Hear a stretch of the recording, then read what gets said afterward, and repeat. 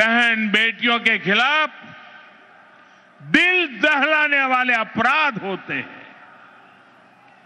बंगाल का कोई इलाका ऐसी घटनाओं से अछूता नहीं है। आप याद करिए, कॉलेज परिसर में दुष्कर्म की घटना, नाबालिग बेटियों से दुष्कर्म के मामले, टीएमसी कार्यालय में महिला से बलात्कार, 7-8 साल की बच्चियों से बलात्कार के खौफनाक कुकृत्य, कहीं आदिवासी बेटी के साथ दुष्कर्म, ऐसे ज्यादातर मामलों में अपराधी कोई न कोई टीएमसी का नेता होता है या टीएमसी से जुड़ा होता है। साथियों, यहां निर्मम सरकार खुलेआम बलात्कारियों को संरक्षण देती है। अपराधियों को बचाने की पूरी कोशिश की जाती है। आप मुझे बताइए, अपराधियों को बचाया जाता कि नहीं बचाया जाता? बलात्कारियों को बचाया जाता कि नहीं बचाया जाता? संदेश खाली की वो तस्वीरें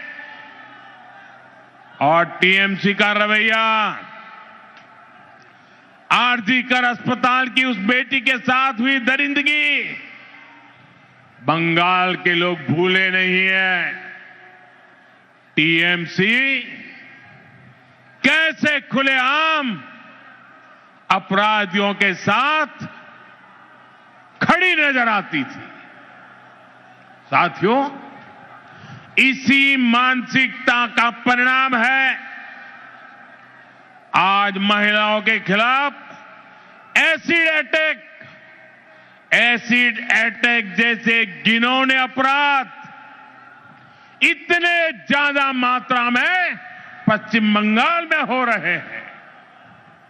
जो बंगाल एक समय देश का सबसे प्रगतिशील राज्य होता था, आज वहां शाम होते ही माएं बेटियों को फोन करके कहती है, बाड़ी फिर ऐशो सौंदे न माराइए।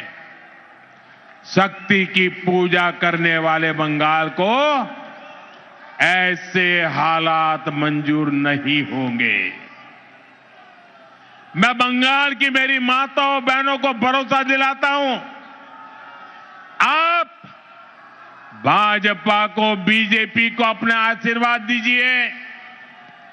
बीजेपी सरकार में महिलाएं सुरक्षित होगी और अपराधी जेल में होंगे, और ये मोदी की गारंटी है।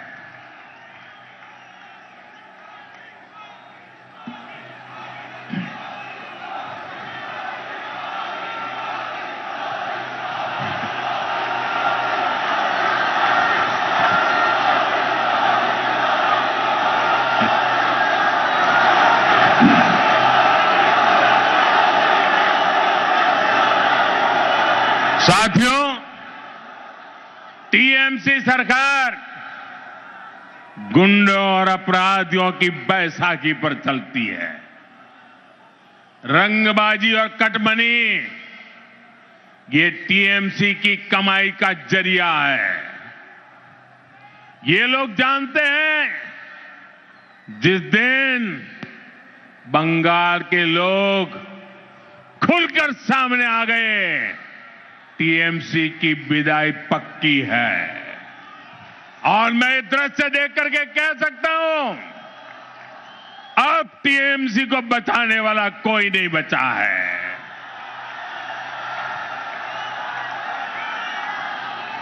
इसलिए ये बंगाल के आप लोगों को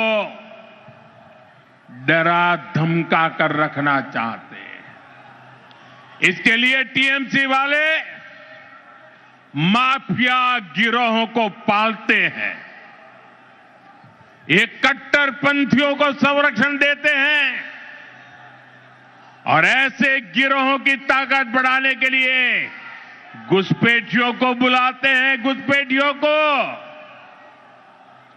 साथियों, ये टीएमसी मां, माटी, मानुष के नारे पे सत्ता में आई थी।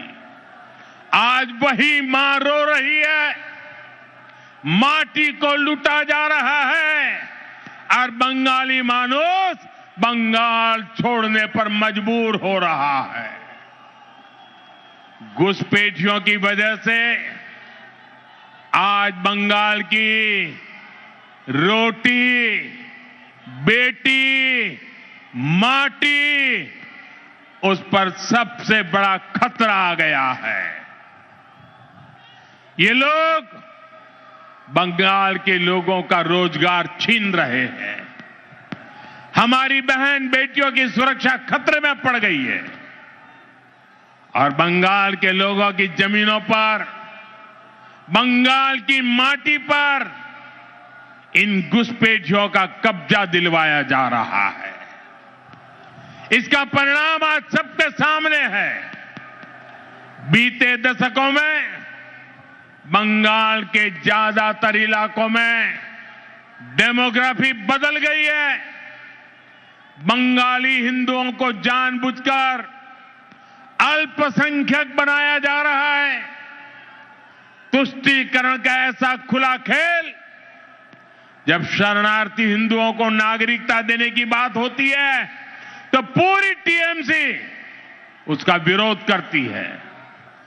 वो हिंदू जिन्होंने कभी विभाजन का समर्थन नहीं किया था, जिन्होंने हमेशा अविभाजित बंगाल को, भारत को अपनी मातृभूमि माना, टीएमसी वाले उन्हें नागरिकता देने का विरोध करते हैं, क्योंकि उनके लिए उनकी वोट बैंक ही सबसे प्रमुख है।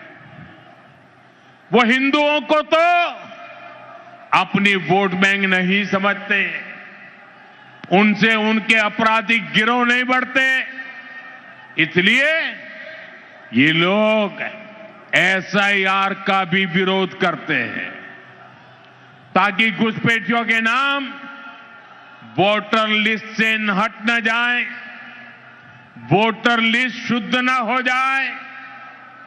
और ये तो ऐसे लोग हैं जिनकी मृत्यु हो चुकी है, उनके भी नाम निकालने के लिए तैयार नहीं है। भाइयों बहनों, डेमोग्राफी के इस खतरनाक बदलाव ने आज बंगाल को असुरक्षित बना दिया है और अब तो यहां खुलेआम धमकी दी जा रही है। कहा जा रहा है एक खास कम्युनिटी वाले मिलकर आप लोगों को खत्म कर देंगे। संविधान की कुर्सी पर बैठकर ऐसी धमकी, करोड़ों बंगाली लोगों को खत्म करने की बात आपके मुंह में शोभा नहीं देती है। मैं पूछना चाहता हूं, वो कौन लोग हैं जो टीएमसी सरकार के इशारों पर करोड़ों लोगों को खत्म कर देंगे? साथियों, धमकाने डराने की इस राजनीति को टीएमसी ने इसे अपना हथियार बना लिया। चुनाव में वोटरों को धमकी, सरकार की नीतियों के आलोचकों को धमकी, मीडिया को धमकी, विपक्ष को धमकी। ये बंगाल में खौफ का कैसा माहौल बनाकर रखना चाहते हैं, ये पूरे देश को जानना चाहिए। ये लोग कहते हैं तृणमूल को जिसका वोट नहीं, टीएमसी को जिसका वोट नहीं, तो वो बंगाली नहीं। तृणमूल को वोट नहीं तो सरकार योजना का उसे लाभ नहीं, तृणमूल को वोट नहीं तो घरों में बिजली पानी नहीं, टीएमसी सिंडिकेट के जरिए नहीं जाओगे तो कोई सप्लाई नहीं। लेकिन साथियों, मैं टीएमसी को याद दिलाना चाहता हूं, टीएमसी की गुंडागर्दी के दिन अब खत्म होने जा रहे हैं।